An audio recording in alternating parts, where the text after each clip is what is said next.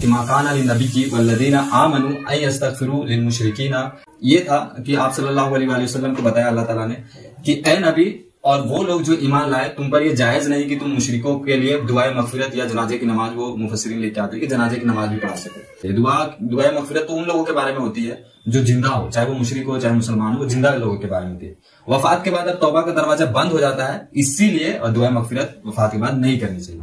ये पूरी डिटेल जो मैंने बताया कि इब्राहिम अलैहिस्सलाम से लेकर जितने भी इधर नस्ल चले हैं अल्लाह के नबी तक, वो बिल्कुल बुत परस्ती से महफूज थे, जो कि मुशरिकीन में से दाखिल नहीं होते। वो पूरा का पूरा नस्ल उनका अहले फतरा में से था, जो कि कुरान इस प्रिंसिपल को दर्शाता है कि वो इस प्रिंसिपल के तहत जन्नत में है और जहन्नम की आग से महफूज। इमाम इब्न तैमिया रहमतुल्लाह अलैह का पहले कौल ये था कि वो नबी अलैहिस्सलाम के वालिदैन जो थे वो मुशरिक थे, नाउज़ बिल्लाह, वो जन्नत में नहीं है। लेकिन बाद में वो उन्होंने अपना किताब जो है वो मजमुउल फतावा में वो लिखते हैं, वॉल्यूम नंबर 4 पेज 303-304 में वो लिखते हैं कि अहले फतरा का मामला अल्लाह ताला ने कुरान में ये प्रिंसिपल बता दिया है कि अहले फतरा जहन्नम की आग से महफूज है, और इस कौल के मुताबिक नबी अलैहिस्सलाम के वालिदैन अहले फतरत में आते हैं, यानी उन पर अजाब नहीं होगा।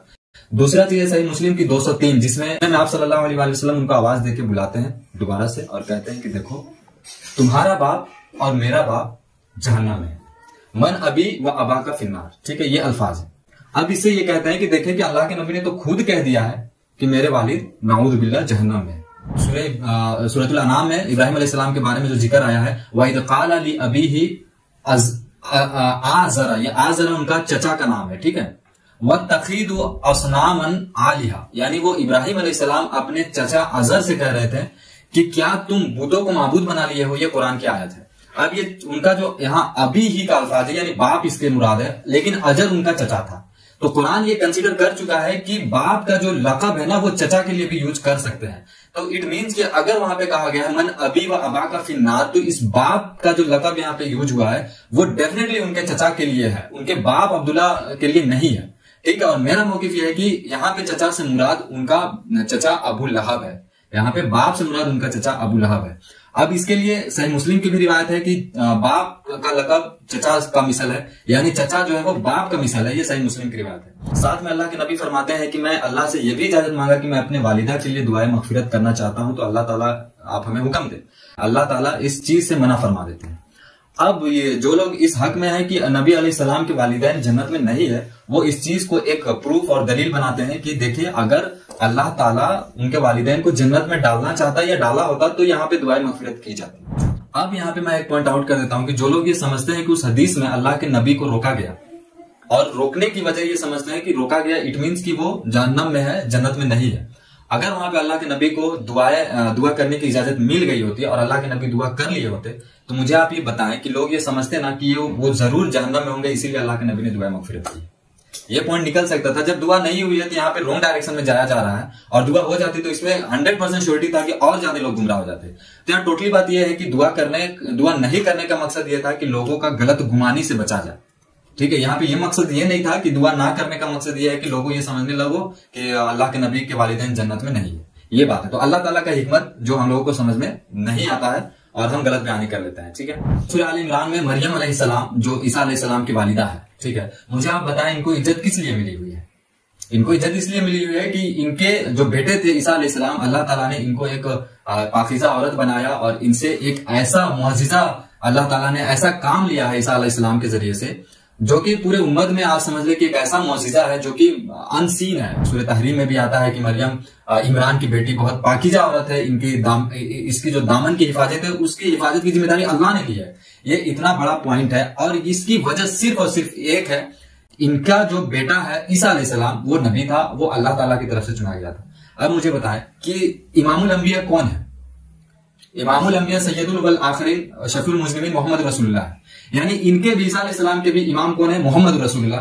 अब जब ईसा अलैहिस्सलाम की वालिदा का ये हाल है कि वो उनके मां होने की वजह से इज्जतें अवेल कर रही हैं अल्लाह ताला के कहने पे, कुरान के आयतों से लेके कुरान की आयतों में ये लिखा हुआ है, तो मुझे बताया कि नबी अलैहिस्सलाम मोहम्मद रसूलुल्लाह की जो वालिदा है आमिना रज़ियल्लाहु ताला अलैहिस्सलाम, तो इनका ये हक नहीं है कि वो भी इज्जत कंसीडर करे। ठीक है, तो स्टेटस मिलना चाहिए। बल्कि मेरा मौक़िफ़ ये है कि इमामुल अंबिया होने की वजह से इनको उनसे ज्यादा स्टेटस मिलना चाहिए। अब यहाँ पे थोड़ा सा ये है कि अल्लाह ताला ने इनको कुरान में फरमा दिया है और सैयदा आमीना सलामुल्लाहि अलैहा को कुरान में नहीं फरमाया।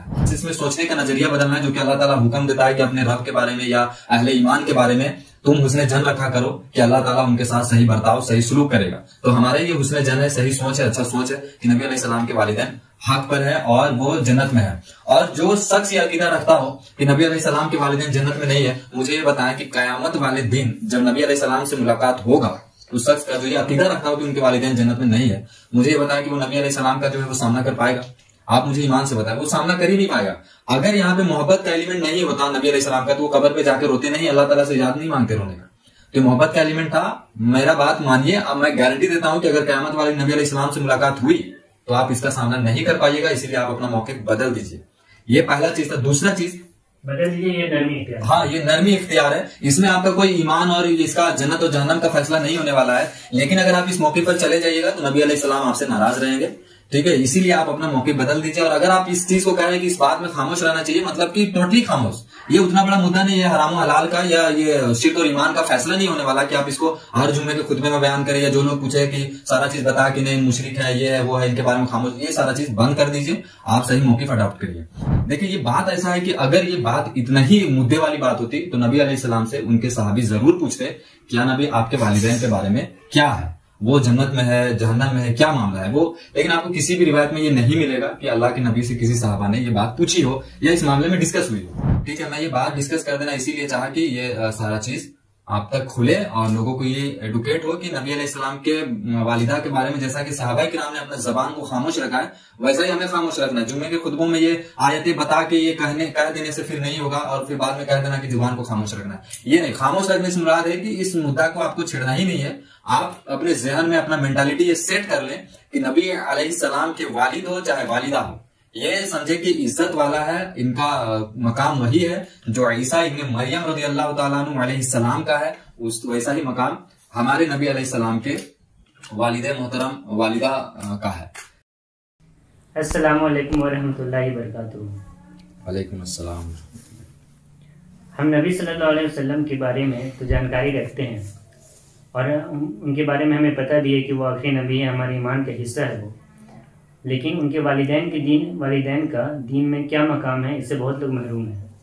बाज़ लोग मुख्तलिफ मौक़िफ़ रखते हैं, मुख्तलिफ दलाइल भी हैं उनके पास। इस टॉपिक के रिगार्डिंग 3 ऊपर जो मौक़िफ़ आता है वो अभी मैं बयान करने जा रहा हूँ। कुछ लोगों का मौक़िफ़ है कि नबी सल्लल्लाहु अलैहि वसल्लम के वालिदैन जन्नत में हैं, इस तबके में मैं भी आता हूँ। दूसरा मौक़िफ़ ये है कि नबी सल्लल्लाहु अलैहि वसल्लम के वालिदैन के बारे में खामोशी इख्तियार करनी चाहिए। अच्छा, कुछ दिन पहले मेरे कुछ दोस्त थे, एक दोस्त हैं, वो बता रहे थे कि जुम्मा के खुतबा के दौरान उन्होंने कुछ ऐसा बयान सुना जिसमें उसमें इशारतन ऐसा लग रहा था कि नबी सल्लल्लाहु अलैहि वसल्लम के वालिदैन जन्नत में नहीं है। और तीसरा मौक़िफ़ यही है कि उस मौक़िफ़ में यह बयान किया जाता है कि इस हदीस से रिलेट किया जाता है कि जब एक बार नबी सल्लल्लाहु अलैहि वसल्लम ने एक बंदे से फरमाया कि तुम्हारे वालिद और मेरे वालिद दोनों जहन्नुम में हैं, मन अबी व अबा का फिन्नार। जी, तो कुरान और सुन्नत हमें क्या तालीम देती है इस टॉपिक के रिगार्डिंग, यही सवाल है। अल्हम्दुलिल्लाहि रब्बिल आलमीन वस्सलातु वस्सलामु अला सय्यिदिल अंबिया वल मुरसलीन व अला आलिहि व अस्हाबिहि अजमईन इला यौमिद्दीन। फ़अऊज़ु बिल्लाहि मिनश शैतानिर रजीम, बिस्मिल्लाहिर रहमानिर रहीम, रब्बि इश्रह ली सदरी व यस्सिर ली अमरी वहलुल उक़दतम मिन लिसानी यफ़क़हू क़ौली। तो बात यह है कि इसमें 3 मेजरली चीजें जो सही उल इस्नाद अहादीस में 2 आ जाते हैं और एक कुरान करीम फुरकान हमीद की एक आयत सूरह तौबा की 113, जिसमें लोग उस पक्ष में है कि उस हक में है कि वो लोग समझते हैं कि नबी अलैहिस्सलाम के वालिदैन जो है वो जन्नत में नहीं है। और ये आज का मसाइल नहीं है, ये हमारे बड़े उलमा इकराम का भी यही हाल रहा है कि वो समझते हैं कि नबी अलैहिस्सलाम जन्नत में नहीं है। उसकी मेजरली 3 वजह है। मैं पहले वजह वो डिस्कस कर देता हूँ, वो बता देता हूँ वजह कि क्या उनको गलती लगी है, और उसके बाद जो है कि मैं उस वजह का जो एक्सप्लेनेशन है कि किसने किस चीज की गलती खाई है, किसने किस मामले में क्या गलती खाई है, उसमें आवाम को क्या समझना चाहिए, उलमा इकराम को कौन सा रूट स्टेप लेना चाहिए, वो मैं सारा डिस्कस कर दूंगा। तो सबसे पहले हमारे पास अहम जो किताब है किताबुल्लाह यानी कुरान करीम, उसमें सूरह तौबा में आयत है, अल्लाह ताला ने बताया था कि माकान अली नबी की वल्लदीना आमनु अन यस्तगफिरू लिल मुशरिकीना वलौ कानू उली कुर्बा। ये था कि आप सल्लल्लाहु अलैहि वसल्लम को बताया अल्लाह ताला ने कि ए नबी और वो लोग जो ईमान लाए, तुम पर ये जायज नहीं कि तुम मुशरिकों के लिए दुआए मगफिरत या जनाजे की नमाज, वो मुफस्सिरीन लिख के आते हैं कि जनाजे की नमाज भी पढ़ा सको, जिसके बारे में ये है कि अब्दुल्ला इब्न उबई के बारे में भी अल्लाह ताला ने आप सल्लल्लाहु अलैहि वसल्लम को थोड़ा सा डांट लगाई थी कि जब उन्होंने उनका जनाजे की नमाज पढ़ा दी थी। और इसके बारे में उमर फारूक रजी अल्लाह ताला अन्हु का पहले से ही मशवरा चल रहा था कि नबी मुझे लगता है कि आपको मुशरिकियों का जो है वो जनाजा नहीं पढ़ाना चाहिए। उसके बाद अल्लाह ताला ने ये आयत नाजिल कर दी थी। ये पहला चीज है कि लोग और उलमा इकराम ये समझते हैं कि अब जो है कि मुशरिकीन के बारे में दुआए मगफिरत नहीं करनी चाहिए। इस वजह से अल्लाह के नबी के वालिदैन, चाहे उनके वालिदा हो, चाहे वालिद अब्दुल्ला रज़ी अल्लाह ताला अन्हु, ये समझते हैं कि वो जन्नत में नहीं है, इस वजह से कि मुशरिकीन थे और इनके बारे में दुआए मगफिरत भी नहीं करनी चाहिए। दुआए मगफिरत तो उन लोगों के बारे में होती है जो जिंदा हो, चाहे वो मुशरिक हो चाहे मुसलमान हो, वो जिंदा लोगों के बारे में होती है। वफात के बाद अब तौबा का दरवाजा बंद हो जाता है, इसीलिए दुआ मगफिरत वफात के बाद नहीं करनी चाहिए। दूसरा, जैसे आपने अभी कहा कि मन अबी व अबा का फिन्नार, ये सही मुस्लिम की हदीस है 203, ठीक है। ये असल हदीस ऐसे स्टार्ट होती है कि एक सहाबी होते हैं, वो अल्लाह के नबी के पास आते हैं, अल्लाह के नबी मजलिस में होते हैं, वो आके डायरेक्ट सवाल करते हैं कि अल्लाह के नबी आप मुझे बताएं कि मेरे वालिद कहाँ है।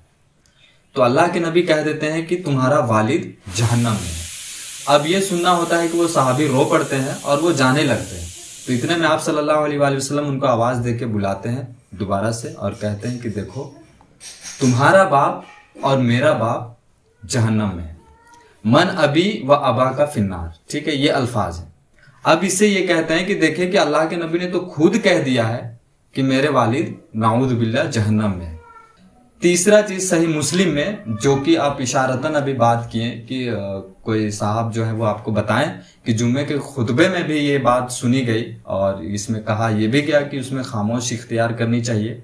लेकिन मेरा कहना यह है कि अगर आप जब खामोश वाला रास्ता इख्तियार करते हैं तो उसमें टोटली खामोश रहना चाहिए, उस मुद्दा को आपको छेड़ना ही नहीं चाहिए, ठीक है। हदीस नंबर 976 है, इंटरनेशनल नंबरिंग के मुताबिक 2259 है।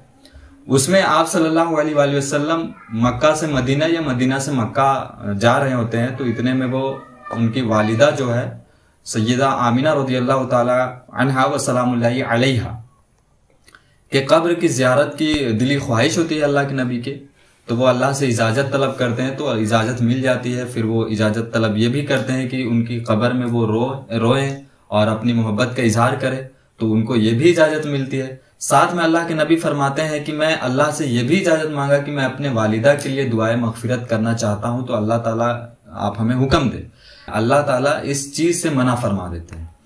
अब ये जो लोग इस हक में है कि नबी अलैहिस्सलाम के वालिदैन जन्नत में नहीं है, वो इस चीज को एक प्रूफ और दलील बनाते हैं कि देखिए अगर अल्लाह ताला उनके वालिदैन को जन्नत में डालना चाहता या डाला होता तो यहाँ पे दुआए मगफिरत की जाती। मैं इसकी भी मिसअंडरस्टैंडिंग आगे चल के डिस्कस कर दूंगा, ठीक है। ये तीन मेजरली जो आपने हमें बताया, तो मैं अब ये मुकदमा अब स्टार्ट करने लगा हूं, ठीक है। जैसे मैंने अभी बताया कि मुशरिकीन के लिए आप दुआए मगफिरत नहीं कर सकते। इसके अगेंस्ट मतलब जो एक अहले फतरा का पीरियड होता है, यानी उस दौर में जब नबी का ज़ुहूर या नबी का आना नहीं होता है या किसी को नबूवत नहीं मिली होती है, उस दौर में अगर कोई शख्स हो, कोई आदमी हो जो चला जाता है दुनिया छोड़ के, तो उसे अहले फतरा का पीरियड कहा जाता है। और जैसा कि आपको पता है कि अल्लाह के नबी के वालिदैन अहले फतरा में आते हैं। आप इनकी पूरी जिंदगी आप उठा के देख ले, ये अगरचे नबी अलैहिस्सलाम के पहले के हालाते जिंदगी से थे, लेकिन उनके हालाते जिंदगी में एक बार भी आपको ना तो मिलेगा कि वो किसी बुत को मानते थे, ना तो वो किसी बुत का पूजा करते थे, ना तो कोई कब्र परस्ती करते थे। वो सीधा स्ट्रेट फॉरवर्ड गॉड ओरिएंटेड थे, अल्लाह ओरिएंटेड थे, ठीक है। लेकिन अब नबूवत उस वक्त नहीं आई थी, अल्लाह के नबी को नबूवत नहीं मिली थी, अल्लाह के नबी दुनिया में नहीं आए थे। तो वो अहले फतरा का पीरियड होगा। उस वक्त उस टाइम फ्रेम में जितने भी लोग दुनिया से गए होंगे वो अहले फतरा के पीरियड में जाता है, जो कि अल्लाह ताला कुरान में फरमाता है वमा कुन्ना मुअज़्ज़िबीना हत्ता नबअसा रसूला, और हम किसी कौम को अजाब नहीं देते जब तक कि उनके पास एक रसूल या एक नबी को नहीं भेजते। अब इससे ये कंसीडर हो जाता है कि वो ऐसा टाइम फ्रेम था कि उस लोगों को अजाब नहीं होगा। ये एक समझने वाली बात है।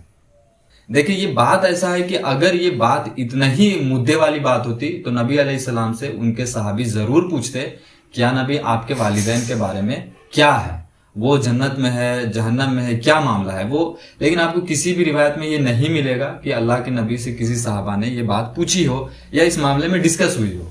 ठीक है, क्योंकि सहाबा इकराम जानते थे कि अल्लाह ताला ने कुरान में प्रिंसिपल फरमा दिया है कि अहले फतरा में जो भी लोग शामिल है उनको अजाब नहीं होगा, वो जहन्नम के अजाब से महफूज है इंशाअल्लाह ताला।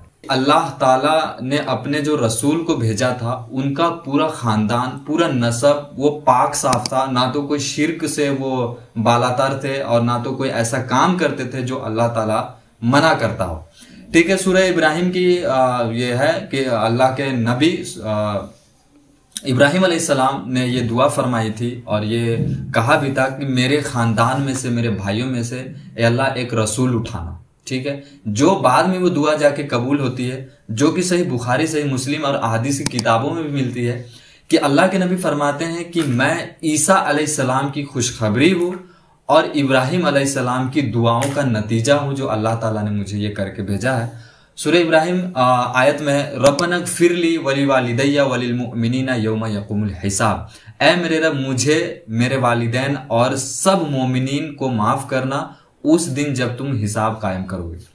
तो ये पहले से ही है। अब मैं ये आयत इसलिए बीच में मेंशन कर देना चाहा कि नबी अलैहिस्सलाम की सुन्नत है कि वो अपने वालिदैन, अपने खानदान के लिए दुआ मग़फ़िरत करते थे, क्योंकि अल्लाह ताला के लिए शाया नहीं है कि कोई नबी ऐसे जगह से उठाए जिसका खानदान, जिसका माँ बाप शिर्क करता हो। ये पॉइंट आउट वाली बात है, इसलिए मैंने इस आयत को बीच में डालना चाहा। और इसी साबित होता है कि नबी अलैहिस्सलाम की वालिदैन के लिए दुआ मग़फ़िरत करना ये नबियों की सुन्नत है। अब वहां पे रोक दिया गया नबी को अपने वालिदा के दुआ मग़फ़िरत करने से, तो यहाँ पे अल्लाह की कोई हिकमत रही होगी। मेरा ये एक्सपीरियंस ये कहता है कि हो सकता है अल्लाह ताला ने नबी अलैहिस्सलाम की वालिदा के बारे में पहले से ही ये तय पाया हो कि वो जन्नत में है, तो इस वजह से उनको मना कर दिया गया। तो ये बात था। हदीस में भी है कि अहले फतरा का मकाम है। नबी अलैहिस्सलाम ने फरमाया, मुस्नद अहमद की हदीस है कि अहले फतरा जो नबी के दरमियान के दौर में से थे, यानी जो नबी का पीरियड नहीं होता उसके दरमियान में जो जिंदगी गुजार के चले जाते हैं, कयामत के दिन उनका जो हिसाब होगा या तो उनसे इम्तिहान लिया जाएगा या तो उनको डायरेक्ट जन्नत में दाखिल किया जाएगा। ठीक है, सूरह इब्राहिम की एक और हम आयत ले लेते हैं जिसमें इब्राहिम अलैहिस्सलाम जो है वो अपने खानदान के लिए, अपने नस्ल के लिए किस तरीका से बुत परस्ती से उनको दूर रखा जाए उसके लिए अल्लाह ताला से वो जिक्र कर रहे थे और दुआ कर रहे थे। अल्लाह ताला फरमाता है वइद क़ाला इब्राहीम रब्बिजअल हाज़ा बलदा आमिना वजनुबनी व बनिया अन नअबुदुल अस्नाम। इब्राहिम अलैहिस्सलाम से ये जिक्र कर रहे थे, ये दुआ कर रहे थे कि ए अल्लाह मुझे और मेरे खानदान को बुत परस्ती से महफूज रखना।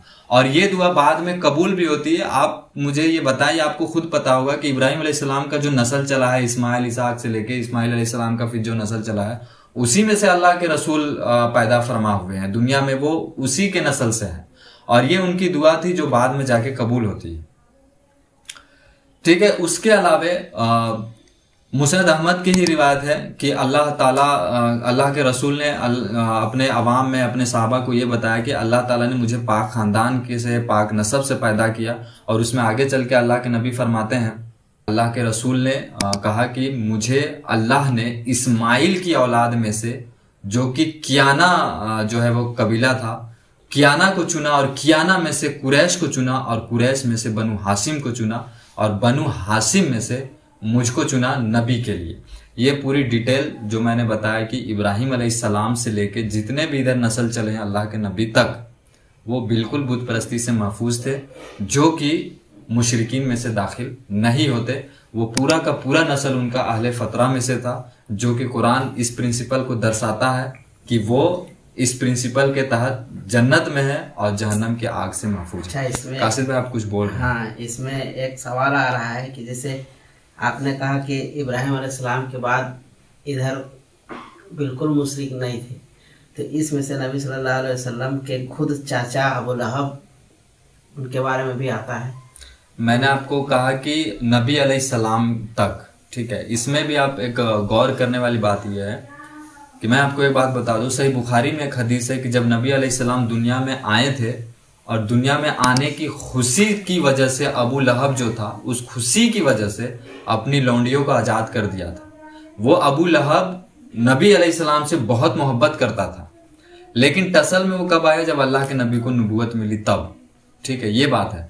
तो वो नबी अलैहिस्सलाम के, बाकी इब्राहिम अलैहिस्सलाम के चचा के बारे में भी जिक्र है, मैं वो अभी आगे चल के डिस्कस कर दूंगा, वो आप पॉइंट आउट कर लीजिएगा। अभी जो बात यह है कि मैंने यहाँ तक आपको बताया कि उनका नस्ल बिल्कुल पाक था, जितने भी लोग हैं इसमें, और वो अहले फतरा में से थे। और यहाँ पे आप ये भी बोले थे ना कि अल्लाह नबी को उस नस्ल से नहीं लाता जहाँ पे पहले से शिरक हो रहा हो। हाँ, लेकिन इब्राहिम अलैहिस्सलाम के जो चचा भी बोला जाता है, या कोई कुछ लोग बोलते हैं कि वो बाप भी थे। मैं वो अभी शिरक हो रहा था, वो अभी मैं आपको डिस्कस कर दूंगा। वो हम हमारा इस टॉपिक में, उस टॉपिक में एक अहम चीज ये रखता है, जो इब्राहिम अलैहिस्सलाम की जो आपने अभी आयत के बारे में बताया, इस टॉपिक में एक अहम चीज है जो कि एक अहादीस को वो पूरी तरीका से डिनाई कर देगी। मैं वो अभी आगे चल के बयान करूंगा। अगर मैं यहाँ पे बयान करता हूँ तो थोड़ा सा वो मिसअंडरस्टैंडिंग वाला होगा। मैं चाहता हूँ कि एक आयत में बयान करूँ, उसमें सारा जो है वो इख्तिलाफी मौजू खत्म हो जाए। तो मैं अभी स्ट्रेट फॉरवर्ड चलता हूं। मैं उन उलमा के बारे में जिक्र कर देता हूं जो कि कहते हैं कि उनके वालिदैन जन्नत में नहीं है। पहले तो हम ले लेते हैं इमाम नववी रहमतुल्लाह अलैह, जो कि अहले हदीस मकातब फिक्र इनको बहुत टॉप मानते हैं, और जो सही मुस्लिम, सही बुखारी, सही मुस्लिम की जो शरह है जो इन्होंने लिखी है, और सही मुस्लिम की शरह ज़्यादातर अहले हदीस उलमा ही रखते हैं। और मैं इनसे शिकवा शिकायत नहीं हूं कि वो अहले हदीस ज्यादा इसमें स्ट्रॉन्ग चले जाते हैं कि उनके वालिदैन जन्नत में नहीं है। वो गलत होती है, गलतियां होती है, बड़े बड़े लोगों से भी हुई है। मैं बस उनसे यही रिक्वेस्ट करता हूं, उनसे गुजारिश करता हूं कि आप इसमें थोड़ा सा गौर और तफक्कुर करें कि मतलब कुछ और निकलता है, आप जाहिरी मतन को लेकर मतलब कुछ और निकाल रहे हैं, बस ये बात है। तो इमाम नबी रहमतुल्लाह अलैह का मौकिफ है, हदीस नंबर 976 की शरह लिख के वो कहते हैं कि इससे ये जाहिर होता है कि इस हदीस से ये जाहिर होता है कि नबी अलैहिस्सलाम के वालिदैन मुशरिकों में से थे और मुशरिकीन के लिए मगफिरत मना है, जैसा कि मैंने कुरान की आयत बताया, ठीक है। और ये आपको सही मुस्लिम में मिल जाएगी। ये इमाम नबवी का था। अब इमाम नबवी मुझे बताइए पहले के आलिम है। अब जब पहले के आलिम को ये गलती लग सकती है तो आजकल का तो कोई हाल नहीं है, वो तो आजकल ज्यादा गलती में लगती है, ठीक है। इसी तरीका से इमाम इब्ने कसीर, हाफिज इब्ने कसीर रहमतुल्लाह अलैह, जिनकी बहुत बड़ी एक किताब है अल बिदाया व निहाया, तफसीर इब्ने कसीर जिनके नाम से जाने जाते हैं, इनका भी यही मौक़िफ़ था कि नबी अलैहिस्सलाम के वालिदैन इस्लाम से पहले वफात पा गए और उनके बारे में सही रिवायत में आता है, ये वो लिख रहे हैं कि सही रिवायत में आता है कि वो मुशरिक थे। अब इतने बड़े आलिम को ये गलती लगी है, लेकिन इब्ने कसीर रहमतुल्लाह अलैह ने यह भी कहा कि अल्लाह ने उनको सबसे बेहतर नस्ब से पैदा किया, जैसा कि मैंने अभी बताया, यानी उनको इज्जत में और नसब में, उनके इज्जत में और उनके नसब, उनके खानदान में कोई नुक्स नहीं था। एक इमाम इब्ने कसीर रहमतुल्लाह अलैह एक ये वर्डिक्ट जो है वो बिल्कुल करेक्टली देके गए हैं। इसी तरीके से इमाम अल कुर्तुबी अल जामिया लिल हकम कुरान की तफसीर वो लिखते हैं और उसमें कहते हैं कि अगर मगफिरत मना की गई है तो इसका मतलब है कि उनके लिए ईमान पर मौत नहीं है, और ईमान पे मौत नहीं होने से मतलब है कि वो उसी रास्ते पे चले गए हैं जिस रास्ते पे बाकी लोग गए हैं। इसी तरीके से शेख इब्ने बाज रहमतुल्लाह अलैह का भी यही मौक़िफ़ था, ठीक है।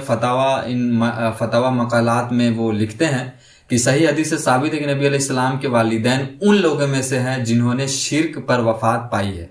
अब शिर्क पर वफात पाना मतलब कि वो शिर्क, बुत पूजा, बुत परस्ती, कबर परस्ती करते होंगे तब शिर्क पर वफात पाई है। तो मुशरिक के लिए मगफिरत मना है, दुआ नहीं करना चाहिए, वो ये भी लिखे गए हैं। अब इसमें मैं एक इमाम लेके आता हूँ जिनके दो मौक़िफ़ थे और ये बहुत इंपॉर्टेंट है। इमाम इब्ने तैमिया रहमतुल्लाह अलैह, जो कि अहले हदीस भी इनको बड़े मानते हैं और बाकी लोग भी मानते हैं, और इसमें मैंने उन आलिम का भी नाम लिया है जिसको बरेली देवबंदी सारे लोग ऑथेंटिकेट मानते हैं, ठीक है। और इमाम इब्ने तैमिया रहमतुल्लाह अलैह का पहले कौल ये था कि वो नबी अलैहिस्सलाम के वालिदैन जो थे वो मुशरिक थे, नाउज़ बिल्लाह, वो जन्नत में नहीं है। लेकिन बाद में वो उन्होंने अपना किताब जो है वो मजमाउल फतावा में वो लिखते हैं, वॉल्यूम नंबर 4 पेज 303-304 में वो लिखते हैं कि अहले फतरा का मामला अल्लाह ताला ने कुरान में ये प्रिंसिपल बता दिया है कि अहले फतरा जहन्नम की आग से महफूज है, और इस कौल के मुताबिक नबी अलैहिस्सलाम के वालिदैन अहले फतरत में आते हैं, यानी उन पर अजाब नहीं होगा। ये फाइनल कंक्लूजन था। ये वो लोग थे जो नबी अलैहिस्सलाम के बारे में गलत बयानी करते थे। वो उनका नियत नहीं था कि वो गलत बयानी करे, उनका मकसद था सही तालीम देना। उसमें वो सोर्सेस के हिसाब से जो उन तक सोर्स पहुंचा था उनके हिसाब से उनको गलती लगी थी। तो मैं अब जो उलमा हक पर है, यानी जो सोचते हैं कि नबी अलैहिस्सलाम के वालिदैन जन्नत में है, वो मैं लास्ट में जिक्र कर दूंगा। अभी मैं वो 3 चीजें लेके आता हूं जिसके बारे में लोगों को गलती लगी है कुरान के बारे में, और अहदीस के बारे में 2 अहदीस, सही मुस्लिम 203 और 976 के बारे में। तो सही मुस्लिम 976 के बारे में जैसा कि मैंने पहले बताया कि अल्लाह के नबी को उस हदीस में दुआए मगफिरत करने से मना कर दिया गया था। अब यहाँ पे मैं एक पॉइंट आउट कर देता हूं कि जो लोग ये समझते हैं कि उस हदीस में अल्लाह के नबी को रोका गया, और रोकने की वजह ये समझते हैं कि रोका गया इट मीन्स कि वो जहन्नम में है, जन्नत में नहीं है। अगर वहां पे अल्लाह के नबी को दुआ करने की इजाजत मिल गई होती है और अल्लाह के नबी दुआ कर लिए होते, तो मुझे आप ये बताएं कि लोग ये समझते ना कि ये वो जरूर जहन्नम में होंगे, इसीलिए अल्लाह के नबी ने दुआ मगफिरत की। ये पॉइंट निकल सकता था। जब दुआ नहीं हुई है तो यहाँ पे रॉन्ग डायरेक्शन में जाया जा रहा है, और दुआ हो जाती तो इसमें 100% श्योरिटी था कि और ज्यादा लोग गुमराह हो जाते। तो यहाँ टोटली बात यह है कि दुआ नहीं करने का मकसद ये था कि लोगों का गलत गुमानी से बचा जाए।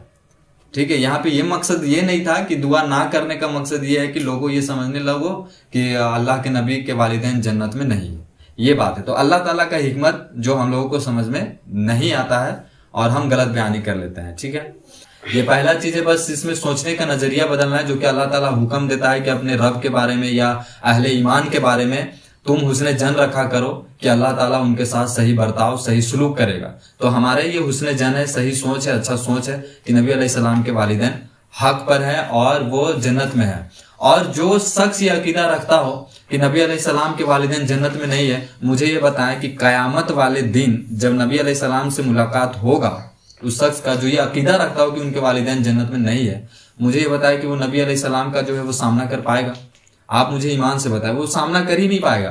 अगर यहाँ पे मोहब्बत का एलिमेंट नहीं होता नबी अलैहिस्सलाम का, तो वो कब्र पे जाके रोते नहीं, अल्लाह ताला से इजाजत नहीं मांगते रोने का। तो मोहब्बत का एलिमेंट था। मेरा बात मानिए, अब मैं गारंटी देता हूं कि अगर क़यामत वाले नबी अलैहिस्सलाम से मुलाकात हुई तो आप इसका सामना नहीं कर पाइएगा, इसीलिए आप अपना मौक़िफ़ बदल दीजिए। ये पहला चीज था। दूसरा चीज बदल दीजिए, ये नरमी इख्तियार। हाँ, ये नरमी इख्तियार है। इसमें आपका कोई ईमान और इसका जन्नत और जहन्नम का फैसला नहीं होने वाला है। लेकिन अगर आप इस मौके पर चले जाइएगा तो नबी अलैहिस्सलाम आपसे नाराज रहेंगे। ठीक है, इसीलिए आप अपना मौके बदल दीजिए। और अगर आप इस चीज को कह रहे हैं कि इस बात में खामोश रहना चाहिए, मतलब कि टोटली खामोश, ये उतना बड़ा मुद्दा नहीं है हराम और हलाल का या ये शिर्क और ईमान का फैसला नहीं होने वाला कि आप इसको हर जुम्मे के खुतबे में बयान करें, या जो लोग पूछे कि सारा चीज बता कि नहीं मुशरिक है, ये है, वो है, इनके बारे में खामोश, ये सारा चीज बंद कर दीजिए। आप सही मौक़िफ़ अडॉप्ट करिए। दूसरा चीज है सही मुस्लिम की 203, जिसमें आपने अभी बताया कि वो इब्राहिम अलैहिस्सलाम के आबा वजदाद के बारे में भी जिक्र है। तो मैं इसमें बता दूं कि उसमें अल्फाज है, मन अबी व अबा का फिन्नार, मेरा बाप और तुम्हारा बाप जहन्नम में है। वो आयत है सूरतुल अनाम का है, जिसके बारे में सही मुस्लिम की तफसीर में भी वो आती है 2277 में, और उसके बारे में इमाम मुस्लिम लेके भी आते हैं। ठीक है, उसमें जो बात है कि उस हदीस में है सही मुस्लिम में, मन अबी व अबा का फिन्नार, उसके बारे में मैं कुरान से वो साबित कर देता हूं कि इसमें जो आप सल्लल्लाहु अलैहि वसल्लम फरमाया है ना, वो डेफिनेटली वो अपने चचा अबू लहब के बारे में कहा है कि मेरा बाप और तुम्हारा बाप जहन्नम में है।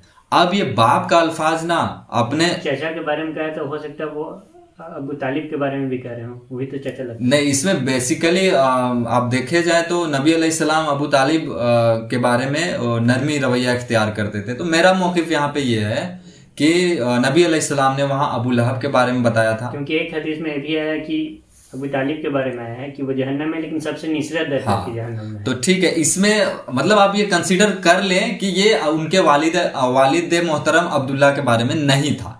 ठीक है, ये उनके चचा टोटल अब्दुल मुत्तलिब के 10 बेटे थे। ठीक है, जो कि तफसीर इब्न कसीर, में भी आता है, तारीखी रिवायत में भी आता है कि उनके 10 बेटे थे, इंक्लूडिंग अब्दुल्ला। सूरतुल अनाम में इब्राहिम अलैहिस्सलाम के बारे में जो जिक्र आया है, वहीद क़ाल ली अबीही आज़रा, ये आज़रा उनका चचा का नाम है, ठीक है। वत्तखीदु अस्नामन आलिहा, यानी वो इब्राहिम अलैहिस्सलाम अपने चचा अजर से कह रहे थे कि क्या तुम बुतों को माबूद बना लिए हो। ये कुरान की आयत है। अब ये उनका जो यहाँ अभी ही का अल्फाज है, यानी बाप इसके मुराद है, लेकिन अजर उनका चचा था। तो कुरान ये कंसीडर कर चुका है कि बाप का जो लक़ब है ना, वो चचा के लिए भी यूज कर सकते हैं। तो इट मीन्स कि अगर वहां पे कहा गया है मन अबी व अबा का फिन्नार, तो इस बाप का जो लक़ब यहाँ पे यूज हुआ है वो डेफिनेटली उनके चचा के लिए है, उनके बाप अब्दुल्ला के लिए नहीं है, ठीक है। और मेरा मौकिफ यह है कि यहाँ पे चचा से मुराद उनका चचा अबू लहब है, यहाँ पे बाप से मुराद उनका चचा अबू लहब है। अब इसके लिए सही मुस्लिम की भी रिवायत है कि बाप का लक़ब चचा का मिसल है, यानी चचा जो है वो बाप का मिसल है। ये सही मुस्लिम की रिवायत है।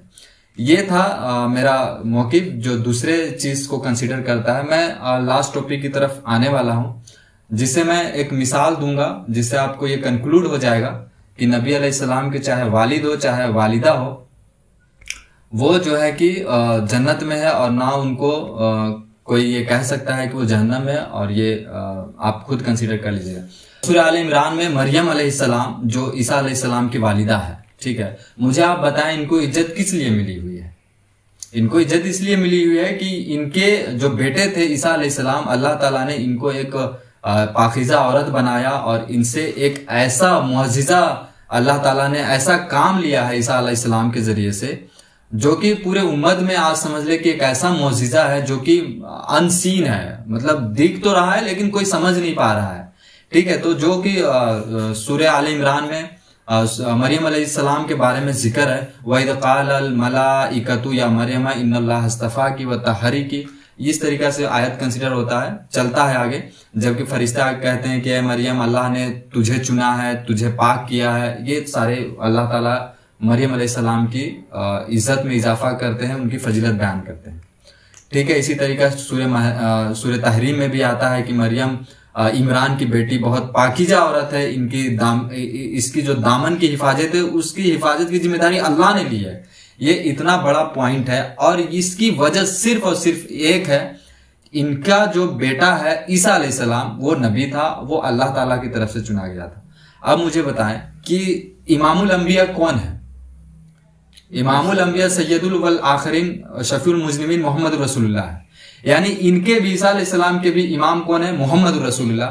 अब जब ईसा अलैहिस्सलाम की वालिदा का ये हाल है कि वो उनके माँ होने की वजह से इज्जतें अवेल कर रही है अल्लाह ताला के कहने पे, कुरान के आयतों से लेके कुरान की आयतों में ये लिखा हुआ है, तो मुझे बताया कि नबी अलैहिस्सलाम मोहम्मद रसूलुल्लाह की जो वालिदा है आमिना रज़ियल्लाहु ताला अलैहिस्सलाम, तो इनका ये हक नहीं है कि वो भी इज्जत कंसीडर करे, ठीक है। उनको भी तो ऊपर स्टेटस मिलना चाहिए, बल्कि मेरा मौकिफ यह है कि इमामुल अंबिया होने की वजह से इनको उनसे ज्यादा स्टेटस मिलना चाहिए। अब यहाँ पे थोड़ा सा यह है कि अल्लाह ताला ने इनको कुरान में फरमा दिया है और सैयदा आमिना सलामुल्लाहि अलैहा को कुरान में नहीं फरमाया है, लेकिन इसका मतलब ये नहीं है कि वो जन्नत में नहीं है और उनके बारे में हमें गलत सोच रखनी चाहिए। जबान को खामोश, देखे जबान को खामोश रखना ये भी एक समझे कि ईमान की कमजोरी की अलामत है। अच्छा, इसमें जैसे कभी कभी ऐसा ये भी सुनने के लिए मिलता है कि अल्लाह के रसूल सल्लल्लाहु अलैहि वसल्लम के जो माँ थी हजरत आमना रजी अल्लाह ताला अन्हा, उनके बारे में कई सारे बोलते हैं कि उनके सिफात इस तरह था, जब वो थूकते थे तो उन पर खुशबू आता था, या फिर इस तरह का और सारे बहुत कुछ। तो देखिए ये बेसिकली बरेली और देवबंदी में ये फजीलत मिल जाती है, और उनका ये मौकिफ है कि फजीलत में जो भी हदीस मिले तो वो ले लेनी चाहिए, वो बात सही है, ठीक है। ये बात सही है कि उनके फजीलत में है, ये बहुत सारी बातें हैं जो कि तारीख में भी है और फजीलत में भी है। जैसे कि मरियम अलैहिस्सलाम ईसा की वालिदा होने की वजह से मकाम और इज्जत पा चुकी है, और वैसे ही हमें ये मान लेना चाहिए कि इमामुल अंबिया होने की वजह से मोहम्मद रसूलुल्लाह की वालिदा अफजल है और जन्नत में है, उन तक कोई भी अजाब नहीं जाएगा और वो आग की अजाब से, जहन्नम के अजाब से महफूज है, ठीक है। लेकिन उम्मत बिल्कुल उलट चल रही है, ना तो ये मानती है कि अब इसमें कहते हैं कि उलमा ने फरमा दिया है तो ये बात सही है, ये इसमें हमें जाना ही नहीं चाहिए। ठीक है, मैं ये बात डिस्कस कर देना इसीलिए चाहा कि ये सारा चीज आप तक खुले और लोगों को ये एडुकेट हो कि नबी अलैहिस्सलाम के वालिदा के बारे में जैसा कि सहाबाई किराम ने अपना जबान को खामोश रखा है, वैसा ही हमें खामोश रखना है। जुम्मे के खुतबों में ये आयतें बता के ये कह देने से फिर नहीं होगा और फिर बाद में कह देना कि जुबान को खामोश रखना है, ये नहीं। खामोश रखने से मुराद है कि इस मुद्दा को आपको छेड़ना ही नहीं है।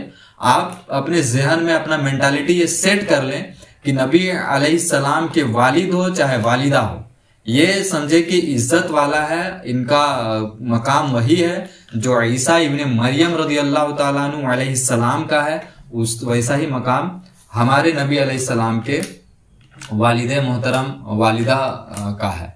ठीक है, ये था। अभी मैं इसमें और भी डिस्कस करना चाहता हूं लेकिन वक्त की कमी है। ठीक है, इसमें जलालुद्दीन सुयती रहमतुल्लाह अलैह का भी मौकिफ है कि वो जन्नत में है। ठीक है, इमाम नबवी रहमतुल्लाह अलैह शरह सही मुस्लिम में भी मैंने अभी बताया कि वो जन्नत में है। शेख यूसुफ नभानी रहमतुल्लाह अलैह का भी यही मौकिफ है कि नबी अलैहिस्सलाम के वालिदैन जन्नत में है, हुस्न जन। और वो ये भी कहते हैं कि हुस्न जन रखो मेरे भाइयों, हुस्न जन रखो कि नबी अलैहिस्सलाम के वालिदैन जन्नत में है। ठीक है, और हुस्न जन का इखलाक भी हमें सिखाया गया है। ठीक है, तो ये बात है, इससे ये कंसीडर होता है। और अल्हम्दुलिल्लाह मैंने अपने तरफ से अपने साइड से पूरा कोशिश किया इस चीज को साबित करने का कि जो लोग ये समझ बैठे हैं कुरान की गलत इंटरप्रिटेशन, कुरान के आयत की हदीस का गलत मिसअंडरस्टैंडिंग की वजह से कि नबी अलैहिस्सलाम के वालिदा जन्नत में नहीं है, उनके बारे में खामोश रखना चाहिए, वो उनका बात गलत है, उनका अकीदा, उनका मेंटालिटी गलत है। जी इतना तो ठीक रहा, बाकी आपने तो पूरा मुकम्मल कंक्लूड कर दिया। बात फिर लास्ट में ये है कि बाकी जितने लोग इल्मी इख्तिलाफ रखना चाहते हैं वो अपना रख सकते हैं। अब बात है कि अब उसमें इल्मी इख्तिलाफ रखने से मतलब ये नहीं ना है कि अगर हम ये समझ रहे हैं कि नबी अलैहिस्सलाम के वालिदा जन्नत में नहीं है तो हम ये मान के ही सारा जिंदगी बैठे रहे और लोगों को ये बता रहते रहे कि कुरान में ये है वो है। उसको तहकीक करके सही ट्रैक में पहुंचने की कोशिश करना है, एक ही मौके को पकड़ के वही नहीं बैठना है, बस वही चीज है। माइंडसेट को आप रिवर्स करें और सही डायरेक्शन में लेके जाएं। ठीक है, बात ये है। और नबी अलैहिस्सलाम के खानदान के बारे में जो कि अल्लाह ताला ने वाजे कर दिया है, उसके बारे में हमारा सही हुस्न जन रखना ईमान का तकाजा है। That's all. ठीक है, तो आखिर में दुआ है कि अल्लाह ताला हमें उस चीज से बचाएं जो कि अल्लाह ताला और अल्लाह के रसूल उस चीज से नाराज होंगे जो हम अडॉप्ट करेंगे। और एंड में दुआ है कि अल्लाह ताला हमें कुरान और सुन्नत की सही अमल, सही तहकीक तक पहुंचने और उस पर अमल करने की तौफीक अता फरमाए। व आखिरु दावाना अनिल हम्दुलिल्लाहि रब्बिल आलमीन व सल्लल्लाहु अलैहि नबील करीम व अला आलिहि व अस्हाबिहि अजमाइन इला यौमिद्दीन।